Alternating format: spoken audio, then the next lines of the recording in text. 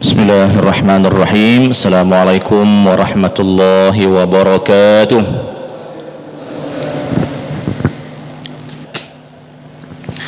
Dan bahwa ajaran-ajaran tentang zuhud, ya, tentang kita semua meninggalkan dunia, tentang kita semua menganggap dunia ini adalah hina, saya kira tidak juga bertentangan dengan ajaran membayar zakat. Jadi zuhud itu sebenarnya lebih ke mindset, ya. Mindset itu apa, ya? Anggapan bahwa kita menganggap dunia ini hina. Karena kita menganggap dunia ini hina, maka kalau seandainya dunia ini ada di genggaman kita, maka dia jangan dimasukkan ke dalam hati, sehingga akhirnya apa yang ada di genggaman ini akan mudah lagi kita keluarkan, gitu ya. Itu yang dimaksud dengan zuhud. Dan zuhud itu sebenarnya adalah orang pasca dunia, orang pasca dunia. Sekali waktu saya pernah ketemu dengan salah seorang guru kami. Beliau ini dua kebangsaan. Maksudnya beliau ini punya kewarganegaraan Indonesia dan juga punya kewarganegaraan Turki. Ternyata boleh di kita, ya, punya dua kewarganegaraan ini. Ini orang aslinya orang Indonesia, tapi dia juga sudah memegang kewarganegaraan Turki.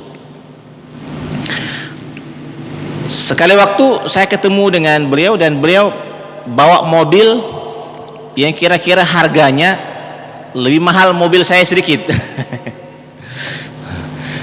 Jadi mobilnya itu mobil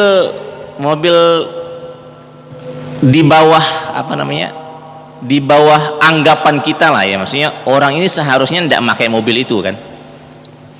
Ngobrol, saya tanya, kenapa Ustaz, saya panggilnya Ustaz, kenapa Ustaz pilih mobil ini?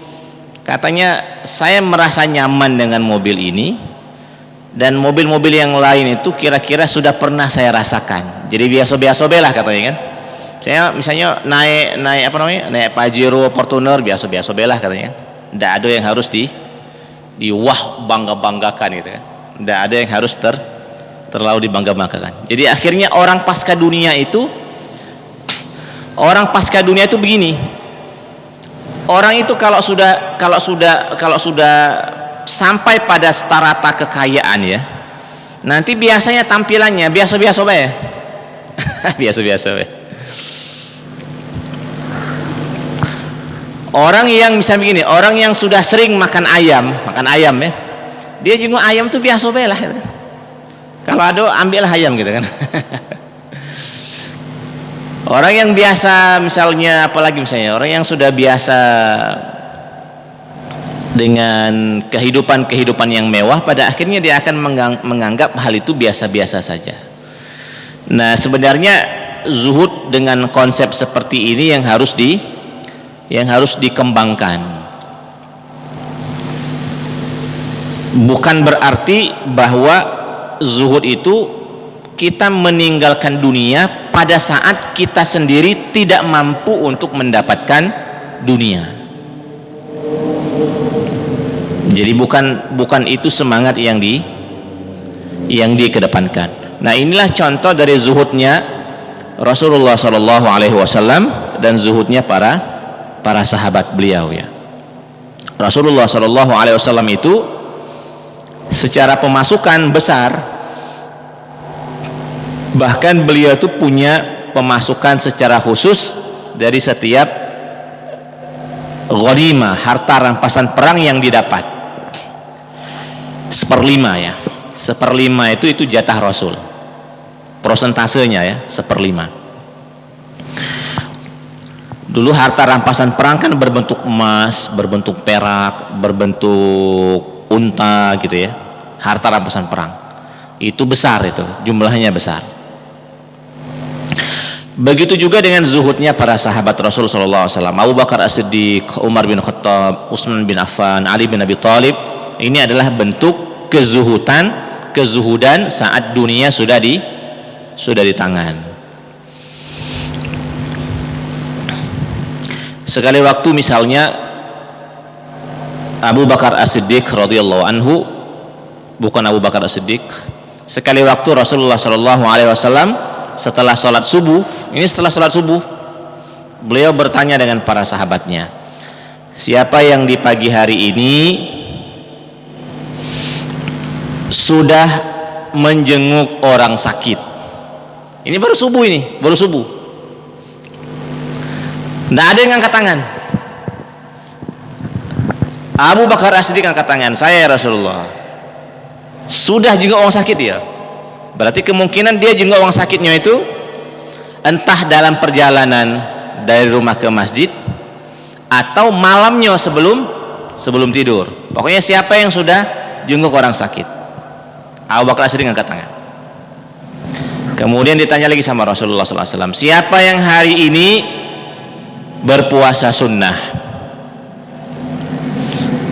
Tidak ada juga sahabat Nabi yang angkat tangan. Kemungkinan besar itu bukan hari Senin, juga bukan hari Kamis. Kemungkinan kan? Karena kalau Senin Kamis mungkin banyak juga yang puasa Senin Kamis. Tapi ini selain itu, bisa jadi puasa Daud, bisa jadi puasa yang lain kan. Kemudian Abu Bakar As-Siddiq angkat tangan, saya ya Rasulullah puasa sunnah. Lalu kemudian ditanya lagi, siapa yang hari ini sudah bersedekah, sudah berinfak? Abu Bakar As-Siddiq radhiyallahu anhu angkat tangan lagi,